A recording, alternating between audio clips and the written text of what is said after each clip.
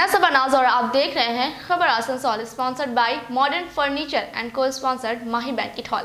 आइए नाज़रीन, सीधे रुख करते हैं खबरों की जानिब। आसनसोल की सियासत उस वक्त गर्मा गई जब दो लीडर सोशल मीडिया में गश्त करने लगी। एक साबिक मेयर जितेंद्र तिवारी के जरिया वजीर फरहाद हकीम को लिखा गया खत और दूसरा टीडीबी कॉलेज और रानीगंज गर्ल्स कॉलेज के सदर के ओहदे से जितेंद्र तिवारी का इस्तीफा देना। रियासत के साथ साथ मरकज की निगाह भी अब आसनसोल में पड़ने लगी है। जहां भाजपाई उनके खैर मकदम के लिए बेकरार हैं, वहीं उनके मद्दाह की नजर उन पे टिकी हुई है।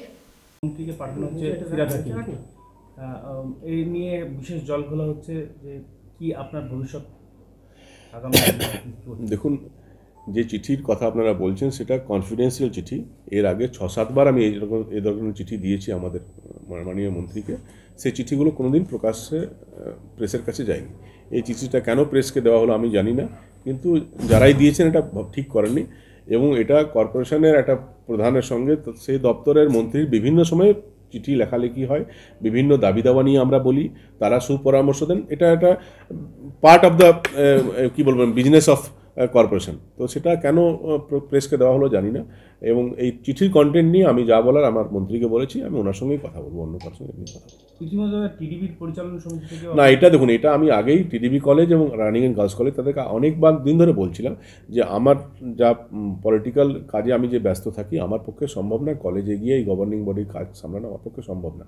আমি 2-3 বার আগেও বলেছিলাম এবং লাস্টেও এখন যেহেতু টেনিওর শেষ হচ্ছে আমি রিজাইন করেছি। ওনাদেরকে বলেছি যে অন্য কেউ যার যে বেশি সময় দিতে পারবে তাকে এই দায়িত্ব দিন, আমি এটা পারবো না, আমার পক্ষে সম্ভব না। যখন ওনারা দায়িত্ব দিয়েছেন তখন আমি নিতে চাইনি, তখন ওনারা বলেছিলেন যে একটা টেনিওর আপনি চালিয়ে দেন, পরে আমরা অন্য কাউকে দেখে নেব। তো এখন আমি পারবো না, কদিন পর নির্বাচন আছে 2-4, আমি এবার ইলেকশন করবো না, আমি ওই প্রফেসরদের গিয়ে মধ্যে তাদের সমস্যা সমাধান করবো, এটা আমার পক্ষে হবে না, পারবো না। ছিল আমি এটা ছেড়েছি। আপনার চিঠি নিয়ে বিজেপির কেন্দ্রীয় আইটি সেলের চেয়ারম্যান অমিত মাল্লব্য টুইট করেছেন এবং আক্রমণ শানিয়েছেন তৃণমূলকে, যে এই দেখুন মেয়র নিজেই বলছেন যে উন্নয়ন হচ্ছে না এবং দোষারোপ করেছেন। না দেখুন, এটা এই চিঠি যারা জনসমক্ষে আনলেন দায়িত্ব তাদের। আমি তো কনফিডেন্সিয়াল একটা চিঠি দিলাম, আমি তো প্রকাশ্য প্রেসকে বলিনি, আর বিজেপিকেও বলতে যাইনি, কংগ্রেস সিপিএমকে বলতে যাইনি। আমি আমার দলের মন্ত্রীকে কনফিডেন্সিয়াল একটা চিঠি দিলাম। সেটা যদি প্রেসের মাধ্যমে জানিয়ে দেওয়া যায়, তারা তো জানে না যে কাকে হেল্প করছে। তারা তো বিজেপির হাতে যদি একটা অস্ত্র তুলে দেয় আমাদের লোকেরা, তো কি করবো আমি? যারা দলীয় ব্যর্থতা বলে মনে করবেন? আমি কি বলবো এবার অন্য কেউ আছে কিনা এর মাঝে, কে তুলে দিল আমি ঠিক জানি না, কিন্তু এটা ঠিক হয়নি, এটা ঠিক হয়নি। ये 2000-1500 करोड़ का जो बात आ रहा है, ये नहीं मिलने से आसनसोल में डेवलपमेंट रुक गया है। नहीं देखिए, आसनसोल में आप लोग भी आसनसोल में रहने वाले लोग हैं। आसनसोल के हर लोग आसनसोल को लेकर एक सपना देखते हैं।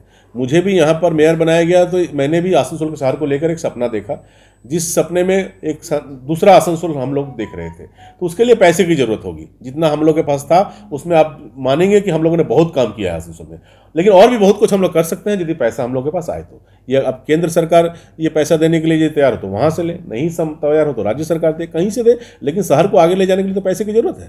कहाँ से ये पैसा आपको मिलना था?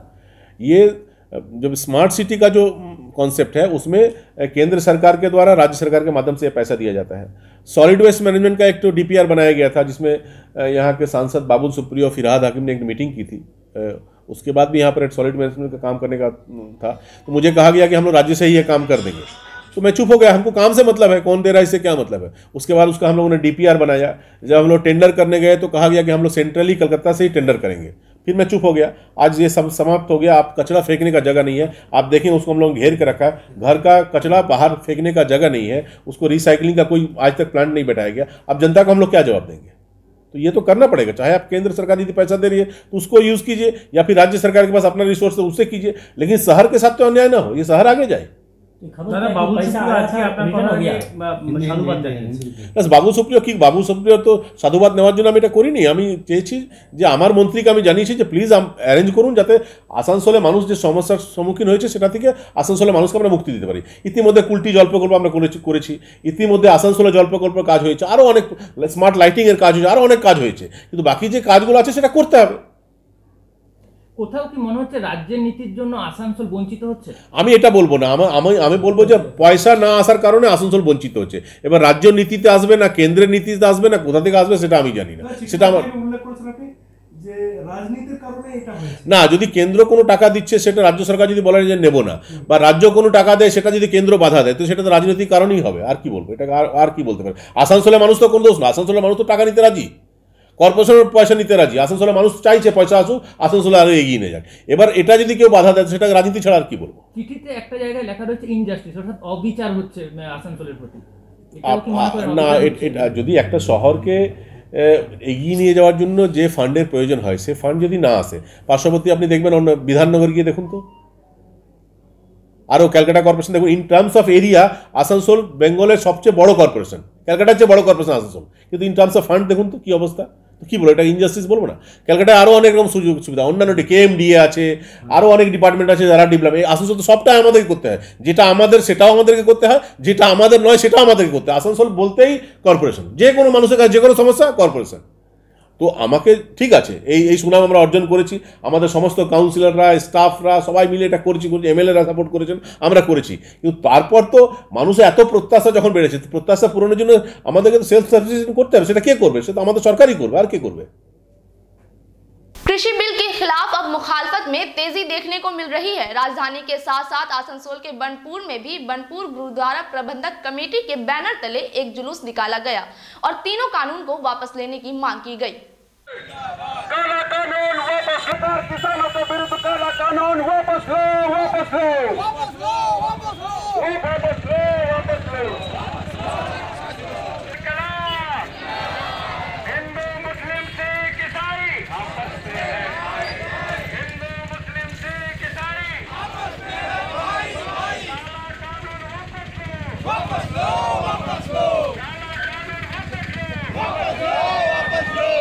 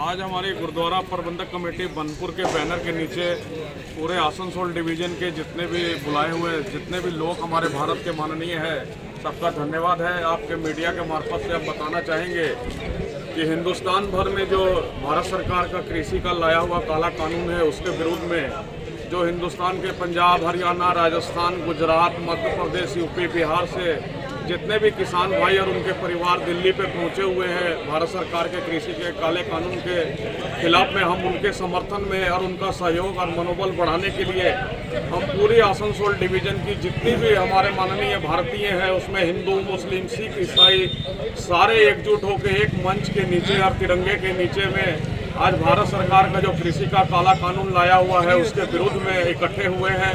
और हम अपनी आवाज़ जो भारत सरकार तक आपके मार्फत से पहुंचाना चाहेंगे कि इस कृषि के काले कानून को रद्द किया जाए। और हम अपने भारतीयों से भी एक अपील करेंगे आपके मार्फत से कि सब एकजुट हो, एक ताकत बने और एक ताकत बन के अपनी आवाज़ जो है वो दिल्ली तक पहुंचाए। यही हमारी आज की जो टारगेट है, इसको लेके हम लोग आज जो महामिছিল एक महारैली निकाले हैं सारे आसनसोल डिवीज़न के सम्मानित व्यक्ति को लेके। यही हमारी मांग है भारत सरकार से कि इस कृषि के काले कानून को रद्द किया जाए। ये रैली कहाँ तक ले जाएंगे? ये रैली हमारे बनपुर टाउन के अंदर में ही रहेगी, अपने स्टेशन रोड होते हुए, बस स्टैंड होते हुए, फिर गुरुद्वारा में वापस बनपुर गुरुद्वारा में समाप्त होगी। आपका नाम? मैं जनरल सेक्रेटरी गुरुद्वारा बनपुर का सुरेंद्र सिंह। भुइयां समाज उत्थान समिति के जरिए आज स्वाभिमान रैली का इनेकाद किया गया। आसनसोल के पोलो ग्राउंड में एक अज़ीमुशान जलसे का एहतमाम किया गया। इसके बाद डीएम को अर्जदात सौंपी गई।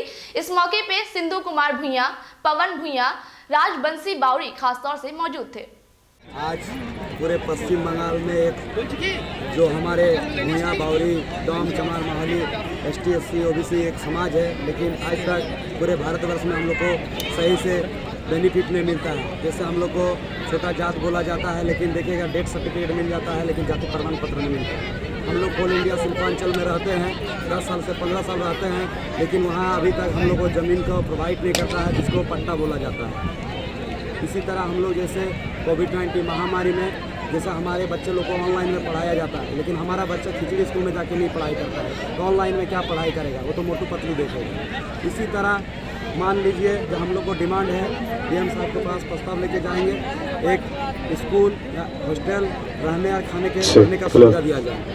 इसी तरह 6 सिटी का मांग है, जैसे बाबा अंबेडकर के नाम पर एक पार्क बनाया जाए, उस अंबेडकर पार्क में बाबा दशरथमानी से लेकर सिद्धू कानू तिलकामांझी का सभी का स्टैचू लगाया जाए। Thank you sir. आपका नाम? Pavan Bhuya, state vice president.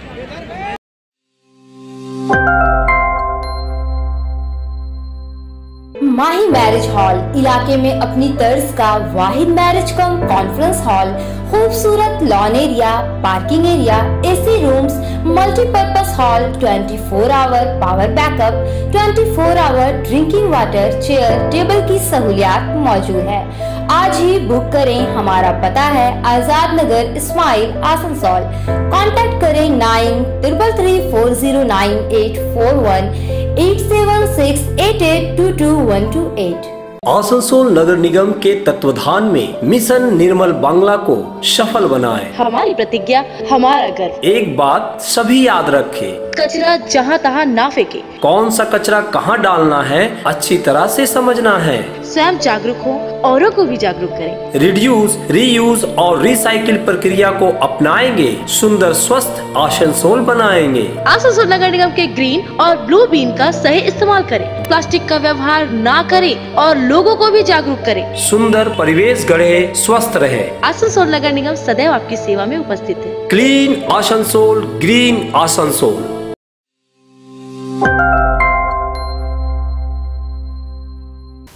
गुज़िश्ता कई दिनों से मगरबी बंगाल के मुतअद्दिद इलाकों में नाराज TMC लीडर शबिंदो अधिकारी की हिमायत में दादार अनुगामी नाम से पोस्टर लगाए जा रहे हैं।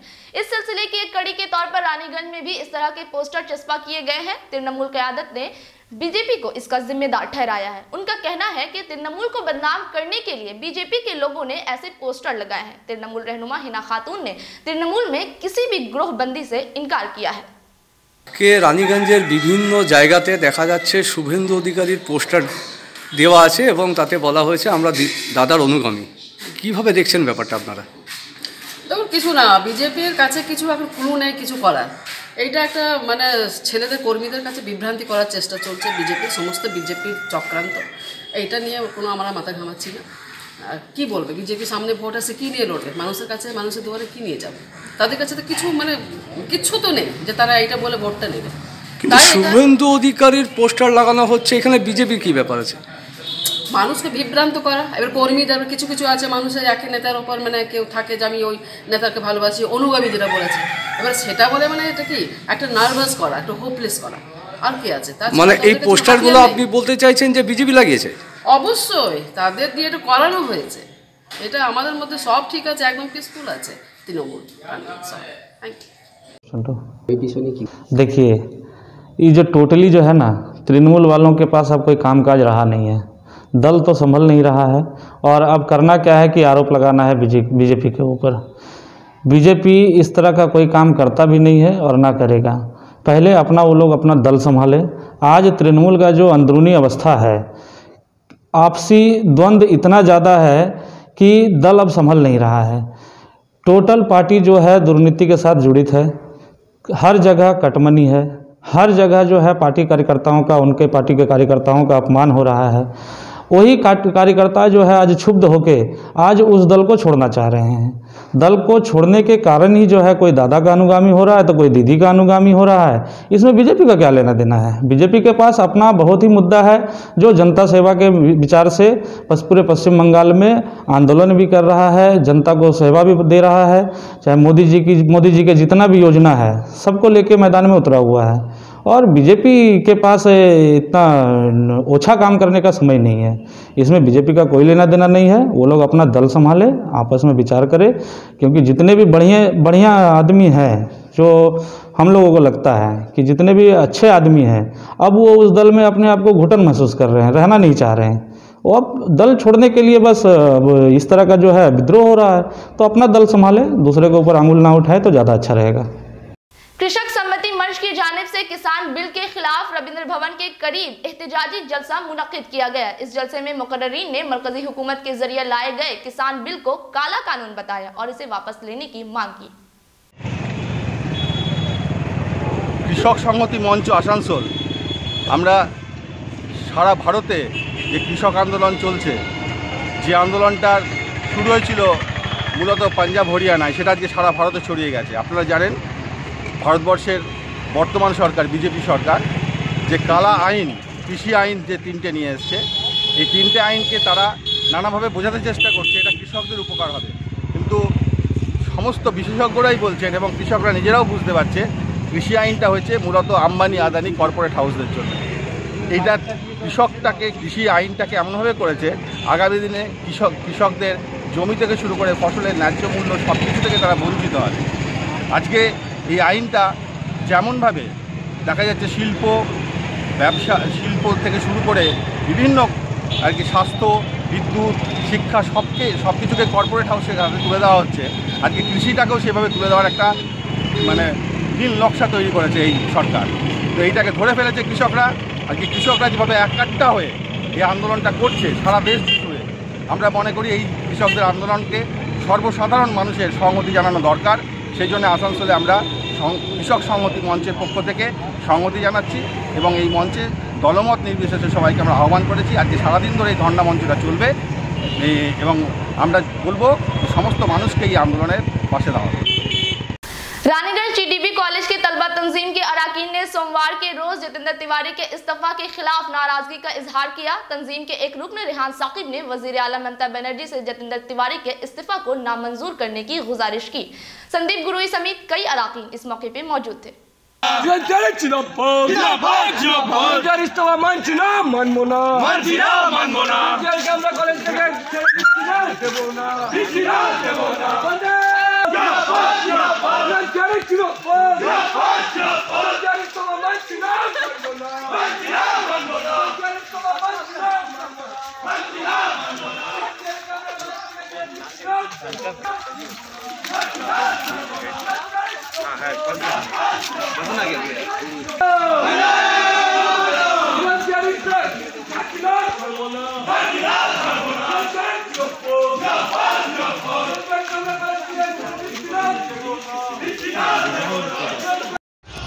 আজকে আমরা হঠাৎ করে সকাল যখন উঠি তো সোশ্যাল মিডিয়াতে একটা লেটার চলে, যে লেটারটাতে লেখা আছে যে আমি Jitendra Kumar Tiwari TDB college GB president থেকে আজকে রেজিগনেশন দিলাম আমার পলিটিক্যাল চাপের জন্য। তো আমরা টিডিবি কলেজ স্টুডেন্টস ইউনিয়ন এবং টিডিবি কলেজের সমস্ত ছাত্রছাত্রীরা আমরা চাই যে আমাদের দাদা, আমাদের প্রিয় দাদা জিতেন্দ্র কুমার তিওয়ারি উনি জিবি প্রেসিডেন্ট থাকুক এবং সিএমের কাছে অনুরোধ করব যে যেন ওনার রেজিগনেশন লেটার অ্যাকসেপ্ট না হোক। কেন কি ওনার আমলে যে টিডিবি কলেজ উন্নতি দেখেছে এর আগে কোনো দিন হয়নি। ওনার থাকাকালীনে আমাদের 6টা পিজি, 2টা বিল্ডিং, ন্যাক থেকে শুরু করে সব কিছু হয়েছে। আমরা চাই উনি জিবি প্রেসিডেंट থাকুক। नाजरीन, आज की खबरें बस यहीं तक। अपने आसपास की अहम और ताज़ा तरीन खबरों को जानने के लिए देखा करें खबर आसनसोल। आदाब।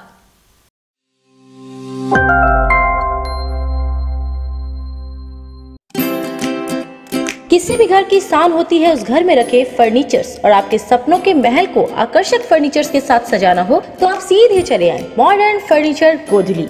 जी हाँ, गोधली समीरन राय रोड स्थित मॉडर्न फर्नीचर आपको आकर्षक फर्नीचर के रेंज वाजिब दरों पर उपलब्ध कराते हैं। हमारे यहाँ ब्रांडेड, नॉन ब्रांडेड फर्नीचर, सागवान वुडन आइटम जैसे bed, sofa set, dining table, centre table, wardrobe के अलावा स्टील अलमीरा, प्लास्टिक चेयर, सोफा के फुल रेंज सहित कई तरह के फर्नीचर बाजार से कम दरों पर इजी फाइनेंस के साथ पाए जाते हैं। तो घर को आकर्षक बनाना हो या शादी के लिए फर्नीचर लेना हो, सीधे चले आए मॉडर्न फर्नीचर, गोदली, समीरन राय रोड, गुरुद्वारा के करीब, आसनसोल। विशेष जानकारी के लिए कॉल करें 8927603597।